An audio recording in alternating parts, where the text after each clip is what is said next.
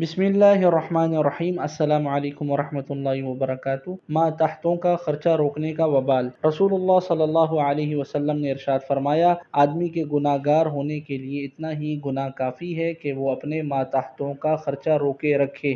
انسان کے ماتحت بہت سارے قسم کے ہو سکتے ہیں۔ انسان کسی آفس کو چلاتا ہو اور اس کے ماتحت اس کے بہت سارے ورکرز ہوں اور ان کی تنخواہ روکتا ہو، وہ وقت پر نہ دیتا ہو۔ اسی طرح گھر میں کام کرنے والے ملازم، نوکر اور گھر میں کام کرنے والی خاتون جو گھر کے اندر صاف صفائی کا کام کرتی ہوں۔ اسی طرح اور بہت سارے، آپ کا کوئی مزدور ہے جن کو آپ نے اپنے گھر کی مرمت کے لیے رکھا ہو، بہت سارے قسم کے لوگ ہو سکتے ہیں۔ تو ایسے لوگوں کے اوپر یہ ایک قسم کا ظلم ہوگا، اس لیے کہا جاتا ہے کہ مزدور کا پسینہ خشک ہونے سے پہلے اس کی مزدوری ادا کر دی جائے۔